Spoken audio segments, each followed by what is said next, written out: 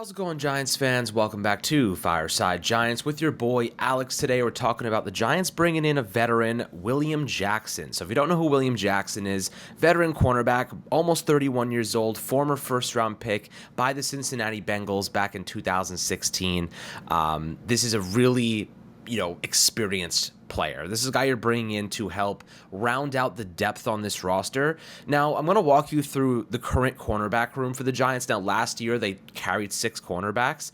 So I'm going to kind of look at those guys and see who makes sense to make this roster. So right now, currently competing for roster spots, obviously Deonte Banks is a lock. You have Darren Evans, Zion Gilbert, who I think is probably cut, Jamon Green, who's a rookie out of Michigan, Trey Hawkins, who obviously is going to be here, Darnay Holmes, we're going to talk about him, Adoree Jackson, who's kind of cemented, obviously. Nick McLeod, I feel as though he has a roster spot as well, given his experience last year. Notre Dame product, 3rd year in the NFL. Amani Oruwariye, who's 5th year Penn State. I honestly don't know if he's going to make the team. He's been working in the 3rd, 4th quarter and with the backups, and I don't know if he's made enough of an impact to warrant a roster spot, but we'll see. It's possible. They have Alex Cook, more of a safety, I think. Cordell Flott, obviously he'll be on this team.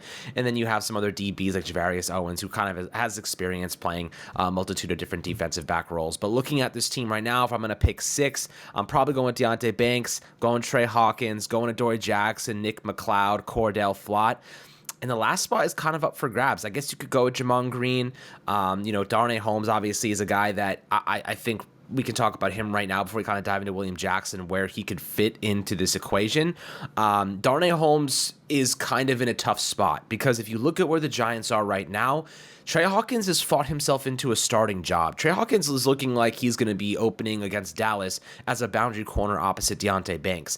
That means Adoree Jackson's moving into the slot. That means Cordell Flott is not starting this year.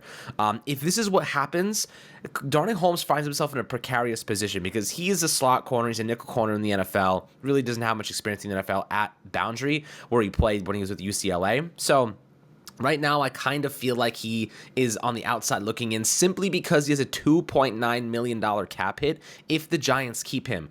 I feel like $2.9 million is a little bit expensive for him. He's not really good in coverage. He can sniff out some screens every now and then. I feel like maybe I wouldn't even say a surprise roster cut, but I feel like he's definitely on the outs. But with that being said, Adoree in the slot is interesting to say the least. He normally travels with opposing teams' top receivers, and I think like he could do fine moving into the slot, playing against some of the best receivers in football that are moving into these positions nowadays. I mean, you look at guys like Jalen Waddle, you look at CD Lamb, you look at a lot of players across the board that are just prominent figures there. I mean, look at the Giants with Darren Waller. Like, they're going to have to put a cornerback on Darren Waller. He's going to toast linebackers and safeties all day long. So you're looking at what the Giants can do. I mean, Trey Hawkins has fought his way into this first team. He's looking the part. He's got 4.39 40-yard dash speed. He's got the tangible traits. He's taking to the coaching. And what Brandon Brown, the Giants assistant GM, said yesterday really stuck with me in that they had one big priority, and it was improving the overall athletic profile of every player on this team. They upgraded that facet pretty significantly. You look at some of the players they got. Deonte Banks is a perfect example of that. He had the number 1 athletic score at the NFL Combine. He had the number 3 in the last decade. That's how good he is athletically. That's how good his upside is. You can't teach speed. You can coach players. You can turn them into quality players, but you can't teach this athletic profile sometimes. These guys are freaks. And that's really awesome to see, that you see Deonte Banks, first round pick, and then you have your 6th round pick, Trey Hawkins, who's already working themselves into prominent roles, and that allows you to be a little bit more creative with what you do with a guy like Adoree Jackson, who, is fine against the run, looked pretty good last year in that regard. Really good man coverage corner. He's a veteran. He's savvy. He knows the defense. He knows what Wink Martindale's going to do, and kind of the blitz packages that they love to run. So I think that this actually looks like a best case scenario right now, but you look at Darnay, the cap hit, you could save almost $3 million there. You could roll that over into maybe offensive line depth. Like, that is a kind of a resourceful way to reallocate those financial kind of opportunities, I would say. The opportunity cost of having a $3 million backup slot cornerback, where you want to give Cordell Flott the opportunity anyway. So he's really like 2 steps behind. He's really behind Adoree, theoretically speaking, if Adoree starts in the slot. And then he's behind Cordell Flott as well. And it seems like he's kind of on the outs unless he takes a pretty big pay cut where he's a veteran minimum, essentially, making, $1 million, and the Giants can save about $1.7 million there. That seems like a good move for Joe Schoen and Brian Daboll. But When it comes to William Jackson, this is an interesting player, right? As I mentioned before, he's almost 31 years old. He's 6 foot, 196 in terms of weight. And last year with the Washington Commanders, played 204 total snaps, so not a lot of action. But 2021, he played 748 snaps with Washington, so he has a little bit of action under his belt over the last 2 years. He's almost at 4,500 total snaps in his career. He was elite a couple of years back in coverage. He was phenomenal during his rookie season with Cincinnati. He was straight up tremendous. He's a former first-round pick, 24th overall, as I mentioned earlier. Last year, gave up 219 yards and 2 touchdowns, had 2 pass breakups and 4 penalties. In 2021, 363 yards, 5 touchdowns, 2 interceptions, had 6 pass breakups, and 8 penalties. So when you're looking at what William Jackson brings, it's an experienced boundary corner. Like, think about like Fabian Moreau. This is what William Jackson essentially is. He's a guy, he's got really good speed. At 31 years old, probably the 4.37 speed doesn't, kind of transition at his age, but he certainly is quick. He's got athletic profile. He's got experience, and you're not asking him to come in and start right now. You're asking him to come in, provide that mentorship for some of those young guys like Deontay Banks alongside Adoree Jackson. Provide mentorship for Trey Hawkins. Be a backup. Be there in case something were to go wrong, in case they need a guy with experience to step in and take over.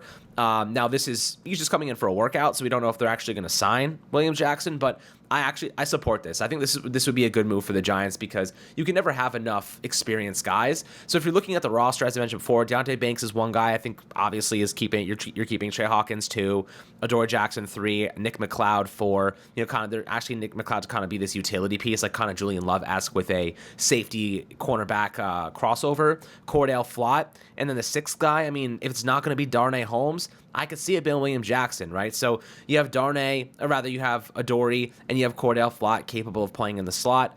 Darnay Holmes, maybe you keep him on very cheap contract if he's willing to take a pay cut.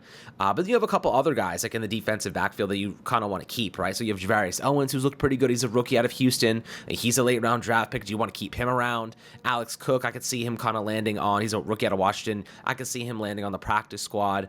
Jamon Green, another rookie out of Michigan. This is another guy that could land on the practice squad. The Giants have some of these players. Zion Gilbert, not a big fan of his personally. I don't think he makes this roster. And Darren Evans has a year of experience out of LSU. So, a lot of guys are just like, they're fillers, they're reserve, they're depth pieces. They don't really offer you much value. But William Jackson, the value is certainly there. Like, I think those guys have limited upside because of their draft selection, because of their profiles. But William Jackson, like, you're asking him to come in, he can fill a spot. He can take over if need be, if any injuries or inconsistencies arise. He can kind of be a mentor for these younger players. And he understands, what we're trying to do here. In short, win football games and, just be a good depth piece, be a good depth veteran piece on basically a veteran minimum deal. You're walking away with basically no risk. You could cut him and promote any of these guys off the practice squad if you wanted to go in that direction. Arouarier, you could promote Alex Cook, you could promote any of these guys, the ones that they decide to kind of send down to that. But I think this is a fine kind of idea.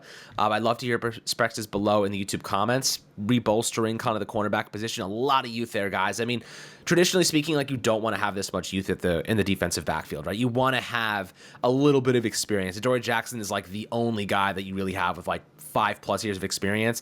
Darnay's got a couple years, but like, he's not very good. So William Jackson, proven over a couple years back, hasn't been great lately, but at least you have some veteran experience and presence there. I think that is valuable to a degree. But happy to hear your perspectives below in the YouTube comment section. Make sure to like and subscribe as always. We'll catch you guys on the next Fireside Giants episode.